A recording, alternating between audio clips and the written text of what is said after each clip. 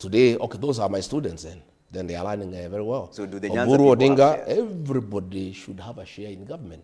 And what they are asking for is the right thing. And that is what I was asking. They removed me from office. The ODM people removed me from office for asking for shares for the people who voted for the president.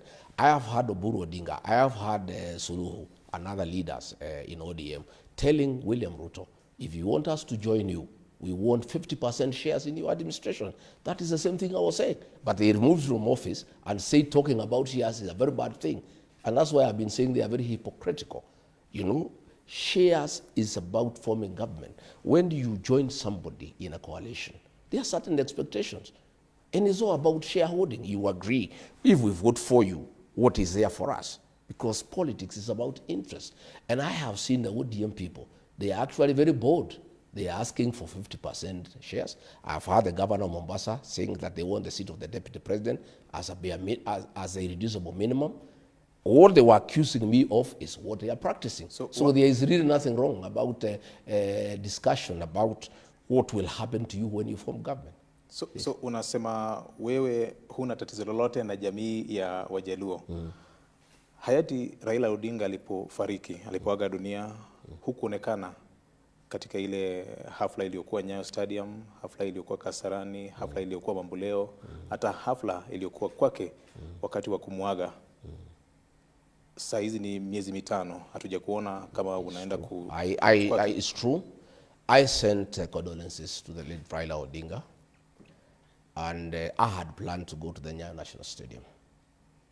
And I got information that some goons had been arranged to attack me, so that it could create conflict between the Luo Nation and the Kikuyu Nation. And I applied my mind as a senior politician, as a strategist, and I realized that it was a very important occasion for Raila Odinga and his followers, and it would have been imprudent for me to seem like I have brought chaos into a very solemn ceremony that was very, very important. I planned to go to Bondo. I also got information. And you know, from where I'm coming from, for the longest, I've been attacked by goons in this Nairobi, and most of them have been organized by a senior civil servant from Luo Nyanza. The goons that have attacked me in church in Kariobangi, in Mweki, when I was coming from the airport, were organized by a senior politician from Nyanza, who is also organizing goons in Nyanza. The ones you that have evidence for the that ones that statement heckled, that you're making? yes, I have. The ones that heckled Orengo were organized by the same person. So I have also my own intelligence. I get to know what goes on in the security sector and in the country. So when I learned also in Bondo that there were plans to attack me physically as a strategy to create a wedge between the Kikuyu Nation and the Luo Nation. Because what would have happened if I was attacked in Bondo, the Kikuyu Nation would have felt very bad and create an enmity with the Luo Nation. And the Luo Nation had nothing against me, you know. In fact, let me tell you, the last time I was in Luo Nation in the company of William Ruto, when I was his deputy, I was given such rousing welcome in Migori, in Homa Bay, in Siaya, in Kisumu. For the 4 days we were in Nyanza, the Luo Nation welcomed me like a king. So I knew, you know, people who have dirty schemes of trying to create a wedge between the two communities wanted to attack me at Nyayo National Stadium and at Bondo to create conflict between the two communities. But I'm too smart of a politician to fall into such hands. Ameshazikwa, kuna baadhi ya delegation bado wanakwenda kwake alipolazwa, lakini bado I hatujakuona. did call my mama Ida Odinga, and I gave her my personal condolences, me and Pastor Dorcas, and we did place a request that we would like to go to Bondo, and she told us that things were still quite heavy, and at the appropriate time she will give us an answer. We are still waiting, and if the family tells her, in fact I was ready with my elders and everybody, but we cannot go to a home unless the owner of that home tells us come. Are you saying they've denied you entry? No, they have not. Because it's been 5 months and you've not been there. Why didn't you go to Karen? She told us to wait, and we are waiting. Yeah, you cannot force yourself into somebody's home. I'm an elder, I'm a leader in this country. I also am a person who respect families and homes and traditions. What kind of message does it send, Mheshimiwa, when someone you say you revere passed on and you've not been seen anywhere near that place for 5 months? I have made, I made my condolences. I have passed my condolences to Mama Ida Odinga. I have said if accorded an opportunity, we would like to go and pay homage to the gravesite. In one of the interviews with the local radio station, and I'm quoting what you said that Ruto alikuwa anajiringa na Raila, sasa Mungu ni nani?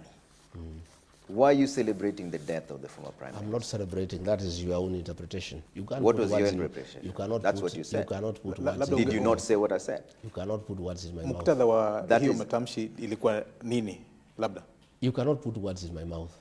I'm quoting you verbatim. I said life. I said life. Na Mungu ni nani? What I meant is that life is dynamic.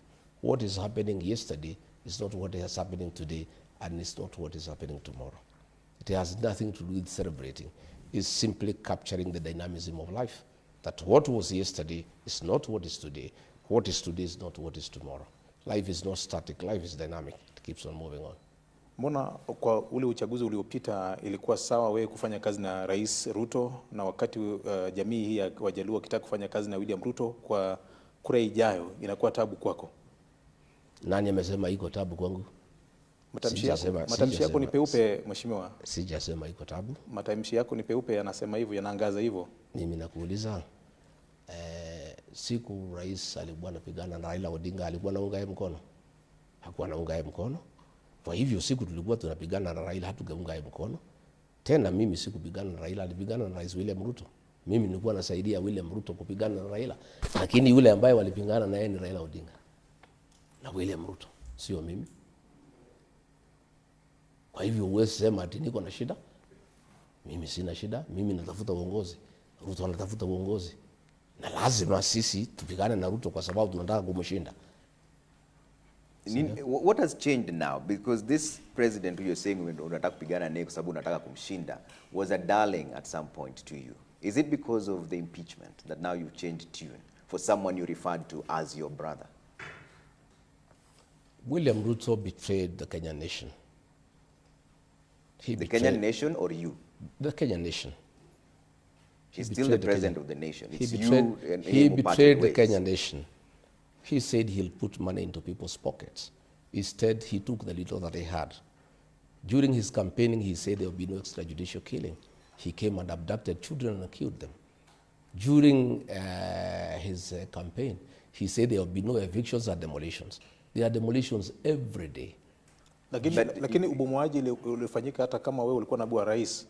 Well, if you remember, ukikumbuka, katika mashtaka niletewa Senate moja ilikuwa nilipinga ubomoaji. Kwa hivyo mimi nilikataa hiyo maneno kwa sababu tulikuwa tumeahidi wa Kenya ya kwamba baada mambo ya kuharibika kati yako na rais ndio ukaanza kuzungumza vilivyo.